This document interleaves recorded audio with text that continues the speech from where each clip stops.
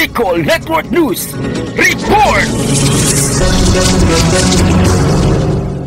Tiniyak ng Department of Environment and Natural Resources o DENR Bicol na papaigtingin pa nila ang kanilang pakikipagtulungan sa ibang ahensya ng pamahalaan para sa pagpapatupad ng mga batas, programa at proyekto na may kinalaman sa pangangalaga ng kalikasan at likas na yaman sa reyong Bicol. Ayon kay DENR Bicol Regional Executive Director Francisco Imelia Jr. sa SO3, papaigtingin nila ang pakikipagkolaborasyon sa Department of Public Works and Highway and Department of Agriculture sa pagpapatupad ng mga road project upang masiguro na maisaalang-alang ang pangalaga sa kapaligiran. Gayon din, katuwang ang Department of Interior and Local Government at lokal na pamahalaan, papaigtingin din ang mga programa para sa waste management at seguridad sa tubig. Ikinatuwa ni Red Milla ang paggawa ng mga ordinansa ng mga local government unit para sa paggamit ng single-use plastic, tamang pagtatapon ng basura at pagkakaroon ng sanitary landfill. Samantala,